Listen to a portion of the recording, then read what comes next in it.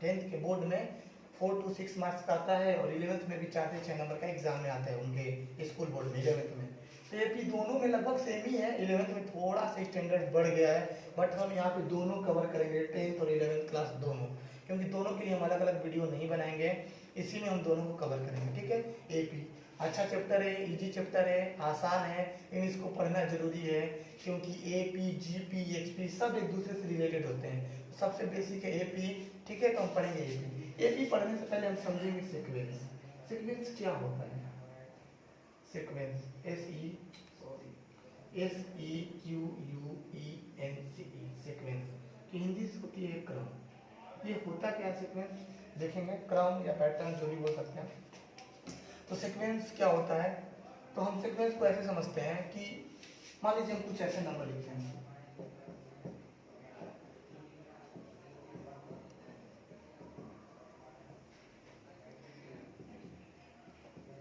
इन numbers में आपको कोई पैटर्न नहीं दिख रहा होगा। जैसे यहाँ पे 8 है तो 10 है, 15 है, 40 है, पता नहीं कैसे रैंडम नंबर्स लिख दिए गए हैं। इनमें कोई पैटर्न नहीं है, कोई ऑर्डर नहीं है, कोई रूल नहीं है। तो हम इनको सिंपली ऐसे बोलेंगे group of numbers, group of random numbers, not a sequence. ये सीक्वेंस नहीं है। बट अगर हम इनको ऐसे ही अरेंज करके थोड़ा अच्छे से लिखें, जैसे मान लीजिए 4, 8, 12, 16, 20, 24, 28, या फिर ऐसे लिखिए 5, 10, 15, 20, 25, डैश डैश डैश, या फिर ऐसे लिखें 30, 27, 24, 21, 18, डैश डैश डैश, या फिर ऐसे लिखें 4, 8, 16, 32, 16, 4। अब इन नंबर्स को अगर हम ध्यान से देखेंगे तो देखेंगे कि इसमें 4 सब में ऐड हो रहा है, +4, +4, +4, +4। इसमें एक पैटर्न बन रहा है। यहाँ पे देखेंगे तो सब में +5 ऐड हो रहा है, +5 ऐड हो रहा है, +5 ऐड हो रहा है, +5 हो रहा है। इसमें 3 घट रहा है, सब में से 3 घट रहा है। अगर हम यहाँ पे देखेंगे तो इन सब में क्या हो रहा है, 2 का मल्टीप्लाई हो रहा है, 2 multiplied by 2 multiplied by 2। In numbers के ग्रुप को देखने से हमको पता चला कि एक डेफिनिट पैटर्न में है, या तो कोई नंबर जुड़ रहा है, या तो कोई नंबर घट रहा है, या फिर किसी नंबर से गुना हो रहा है, डिवाइड भी हो सकता है। इसमें बात करें आपने 125, 25, 5, 1, इसमें सब में 5 से डिवाइड हो रहा है, divide by 5, divide by 5, divide by 5। ये सारे पैटर्न हैं जिनमें एक डेफिनिट ऑर्डर। तो हम कहते क्या है कि नंबर्स का ऐसा कोई भी ग्रुप, ऐसा कोई भी ग्रुप जिनको अरेंज करने पे एक डेफिनिट पैटर्न बनता हो, डेफिनिट ऑर्डर बनता हो, वो सीक्वेंस कहलाता है। सीक्वेंस के लिए ऑर्डर का होना निश्चित है, जरूरी है। ठीक है, अगर ऑर्डर नहीं रहेगा तो वो सीक्वेंस नहीं हो। जैसे ये सीक्वेंस नहीं था तो सीक्वेंस को हम क्या बोलेंगे कि एक ऐसा पैटर्न, नंबर का arrangement, the arrangement of numbers in definite order, the arrangement of numbers in definite orders by definite rule is called sequence. जैसे सब में 4 जुड़ रहा है, सब में 5 जुड़ रहा है, एक ही नंबर जुड़ रहा है, एक ही नंबर घट रहा है। फिर ऐसे भी हो सकता है सीक्वेंस, जैसे हम कहें 2 का स्क्वायर, 4 का स्क्वायर, 6 का स्क्वायर, 8 का स्क्वायर, 10 का स्क्वायर। इसमें हर 2 नंबर बढ़ के सबका क्या हो रहा है, स्क्वायर करा, तो ये भी एक सीक्वेंस है। तो सीक्वेंस कोई भी सीक्वेंस बन सकता है, गुना भी, मल्टीप्लाई भी, डिवाइड भी, एडिशन भी, सब्ट्रैक्शन भी, स्क्वायर भी, बट पैटर्न फॉलो होना चाहिए, तो वो कहलाता है सीक्वेंस। तो हम सीक्वेंस के बारे में पढ़ेंगे। उम्मीद करते हैं सबको समझ में आया होगा कि सीक्वेंस क्या है। ये अरेंजमेंट ऑफ नंबर, हम बोल सकते हैं the arrangement of number, the arrangement of number, the arrangement of number in definite order, in definite order, in definite order by चाहे order according to definite rule, definite rule are said to form a sequence।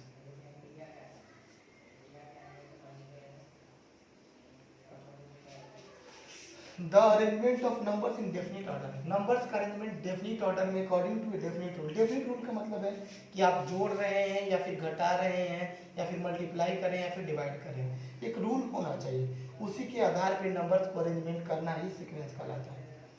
ठीक है, definite order में arrange हो या फिर definite pattern हो। Example के तौर पे अभी लिखे थे हम बोर्ड पे बहुत सारे, जैसे 2 4 6 8 10 12, इसमें एक ही रूल है, वो रूल ये है कि सब में 2 ऐड हो रहा है, एक सीक्वेंस है। अगला एग्जाम्पल हम ले लेते हैं, इसमें ले लेते हैं 5 11 17 23 29, सब में 6 ऐड हो रहा है।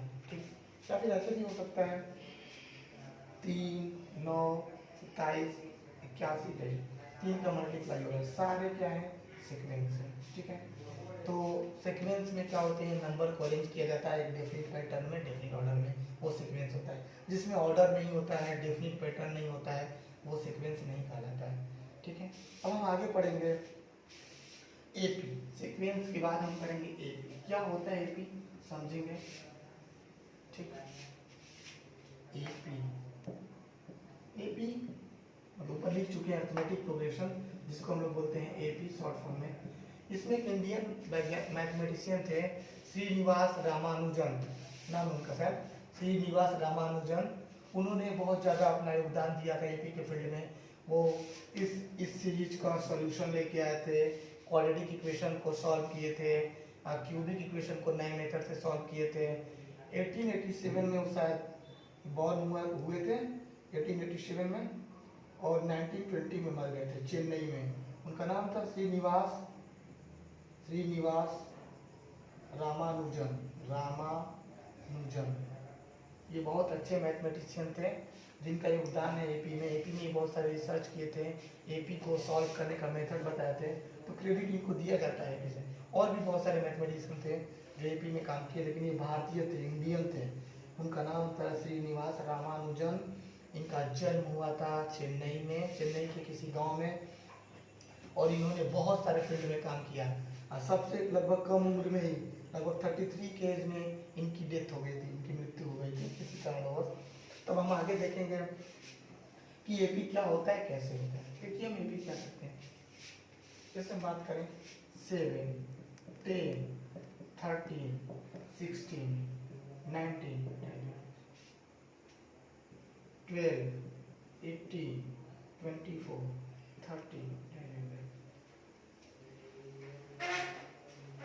40 36 32 28 24 22 20 18 16। ठीक है, तो इसमें क्या है, इस सीक्वेंस, ये तो सीक्वेंस है कि नहीं, सीक्वेंस को आप जरा ध्यान से देखिए। इसमें 3 ऐड हो रहा है, सब में 3 ऐड हो रहा है, +3 +3 +3, सब में 3 ऐड हो रहा है। इसमें क्या हो रहा है, सब में 6 ऐड हो रहा है। इसमें एक डेफिनिट रूल है कि हर टर्म में एक ही नंबर ऐड हो रहा है। इसमें 4 घट रहा है, सब में से 4 घट रहा है, सब्ट्रैक्ट हो रहा है। इसमें सब में 2 घट रहा है, 2 घट रहा है, 2 घट रहा है। तो ऐसा कोई भी सीक्वेंस जिसमें एक ही नंबर ऐड हो या फिर एक ही नंबर सब्ट्रैक्ट हो, वो एपी कहलाता है। ऐसा कोई भी सीक्वेंस जिसमें एक ही नंबर ऐड हो या फिर एक ही नंबर सब्ट्रैक्ट हो, वो एपी कहलाता है। बस 2 चीज होना चाहिए, या तो ऐड होना चाहिए या तो सब्ट्रैक्ट होना चाहिए। जैसे फॉर एग्जांपल ये एपी है, ये एपी है, ये एपी है, ये एपी है। बट अगर हम ऐसे लिख देते 2 4 8 16 32 64, या फिर ऐसे लिख देते 125 25 5 100, इनमें देखिए क्या हो रहा है, इनमें 2 का मल्टीप्लाई हो रहा है, 2 का मल्टीप्लाई हो रहा है, 2 का मल्टीप्लाई हो रहा है। तो ये तो सीक्वेंस तो है ये कि 2 4 8 16 32 पैटर्न फॉलो कर रहे हैं, बट ये एपी नहीं है। क्यों नहीं है एपी? क्योंकि इनमें मल्टीप्लाई हो रहा है। ये जीपी है, आगे हम 11th वाले पढ़ेंगे, ये जीपी बन जाएगा। ये क्या हो रहा है, इसमें 5 से डिवाइड हो रहा है, ये भी क्या है जीपी, बट ये एपी नहीं है, एपी नहीं है। एपी के लिए सबसे जरूरी चीज है कि एक ही नंबर जुड़े या फिर एक ही नंबर घटे, वो एपी कहलाता है। मल्टीप्लाई हो या डिवाइड हो तो एपी नहीं होता है। ठीक है, ये सीक्वेंस है, चारों के चारों सीक्वेंस है, सब सीक्वेंस कहे जाएंगे, बट एपी सब नहीं है, एपी केवल 4 है। तो एपी का बेसिक चीज हम समझ गए कि अगर कोई भी ऐसा सीक्वेंस जिसमें एक ही नंबर जुड़े या फिर एक ही नंबर घटे वो एपी कहलाता है। एपी की एक खासियत होती है, देखेंगे हम यहाँ पे कि हर अगले टर्म में से अगर पिछला टर्म घटाया जाए, जैसे 10 में से 7 तो 3, 13 में से 10 तो 3, 16 में से 13 तो 3, 19 में से 16 तो 3। तो एपी का एक खासियत है कि हर अगला टर्म में से पिछला टर्म आप घटाएंगे तो वो एक ही नंबर मिलता जाएगा आपको। उस नंबर को बोलते हैं कांस्टेंट नंबर या फिर वो बोला जाता है कॉमन डिफरेंस। बहुत बड़ी चीज है कॉमन डिफरेंस, पूरा एपी इसी पे बेस्ड है। तो हर अगला टर्म में से पिछला टर्म हम घटाएंगे तो जो नंबर मिलेगा वो क्या कहलाएगा, कॉमन डिफरेंस। जैसे यहाँ पे कॉमन डिफरेंस 10 में से 7 गया 3, 13 में से 10 गया 3, 16 में से 13 गया 3, 19 में से 16 गया 3। तो यहाँ पे कॉमन डिफरेंस 3 है। यहाँ पे कॉमन डिफरेंस की बात करें 18 में से 12 गया 6, 24 में से 18 गया 6, 30 में से 24 गया 6। अब हम लोग एपी का डेफिनेशन समझेंगे। क्या था एपी का डेफिनेशन, तो हम बता रहे हैं a sequence in which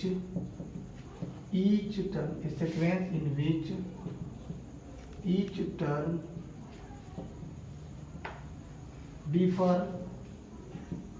differs from its preceding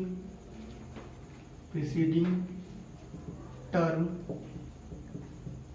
by a constant number is called AP। एक ऐसा सीक्वेंस जिसमें हर टर्म अपने प्रीसीडिंग टर्म से एक कांस्टेंट नंबर से डिफर करता हो वो एपी कहलाता है। जैसे बहुत सारे एग्जांपल हम लिखे थे, हम लोग एग्जांपल में जैसे लिखे थे 8, 13, 18, 23 डिजिट। इसमें देखिए क्या कि 13 में से 8 घटाएंगे तो 5 आएगा, 18 में से 13 घटाएंगे तो भी 5 आएगा, 20 में से 18 घटाएंगे तो भी 5। हर अगला टर्म अपने पिछले टर्म से एक कांस्टेंट नंबर से डिफर हो रहा है तो ये एपी कहलाता है। ठीक है, अब इसमें जो ये इसको बोलते हैं हम फर्स्ट टर्म, और ये जो कांस्टेंट डिफरेंस है ये कहलाता है कॉमन डिफरेंस। तो हम चाहे तो लास्ट में लिख सकते हैं कि the constant number is known as common difference।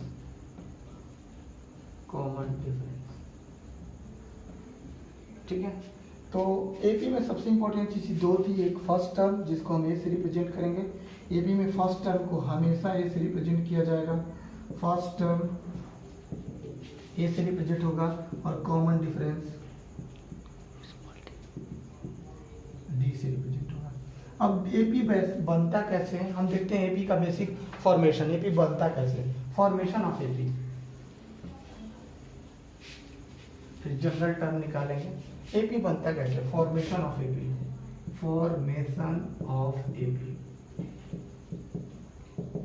इससे हम बस ऐसे एग्जांपल आपको समझा रहे हैं। जैसे कोई एपी लिखा था 4, 7, 10, 13, 16। इसको जरा ध्यान से देखिए, अगर आपको फर्स्ट टर्म पता हो A 4 और कॉमन डिफरेंस आपको पता है 3, कैसे पता चला, 7 में से 4 घटा 3, 10 में से 7 घटा 3, 13 में से 10 घटा 3। हर अगला टर्म में से पिछला टर्म घटा रहे हैं, हमको 3 मिला। अगर ये दोनों हमको केवल पता हो A और D तो हम एपी लिख सकते हैं कि नहीं, बाकी हम मिटा लेते हैं ऐसे। अगर हमको 4 पता था, D पता था, हम 4 में 3 जोड़ते 7 आ जाता, फिर 7 में 3 जोड़ते 10 आ जाता, 10 में 3 जोड़ते तो 13। यानी अगर हमको एपी का ए और डी पता है तो हम एपी लिख सकते हैं। एपी का सबसे इंपॉर्टेंट चीज होता है ए और डी।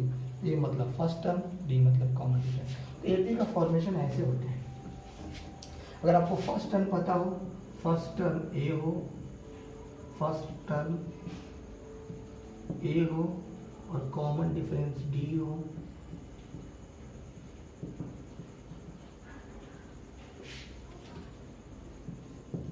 तो हम एपी लिख सकते हैं।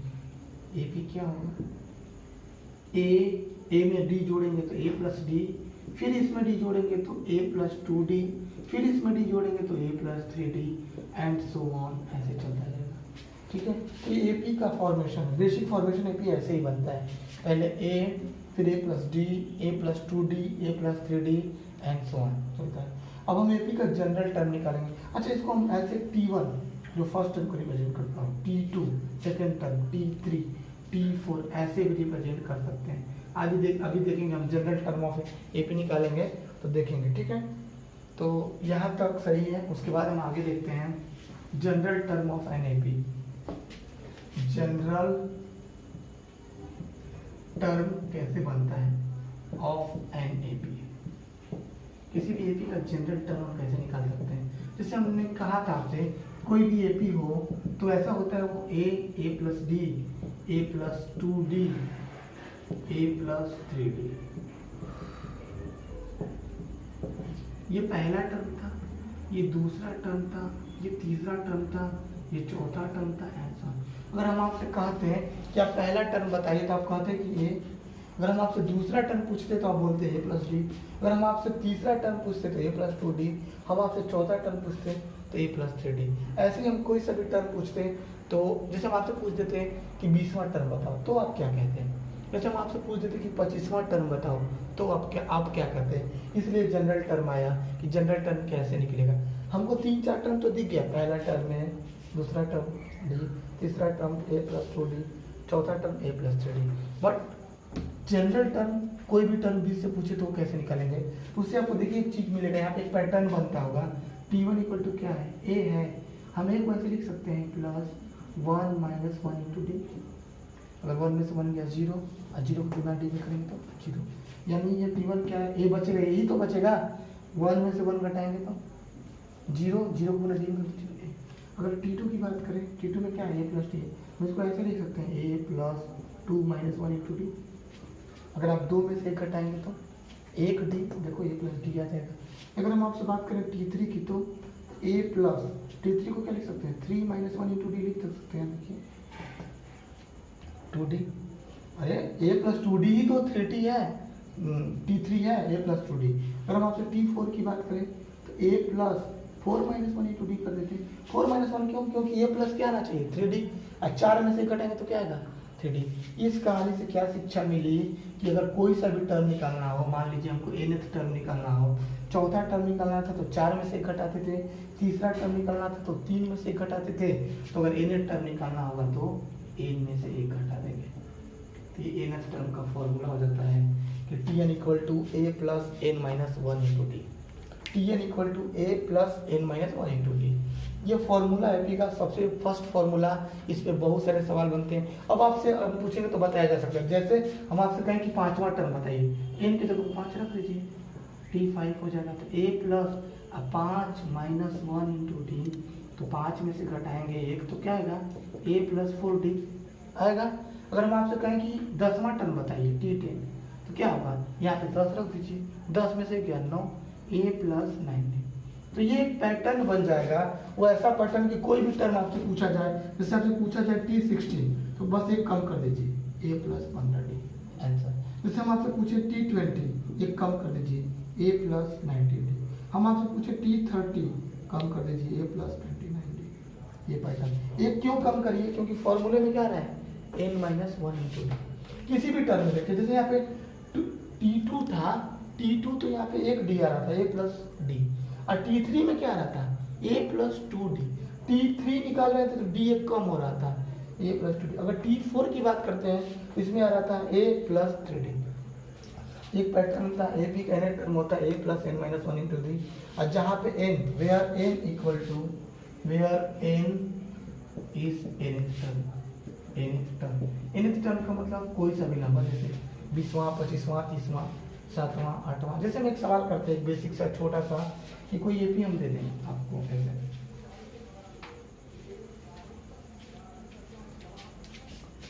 क्वेश्चन है कि अगर कोई एपी दे दें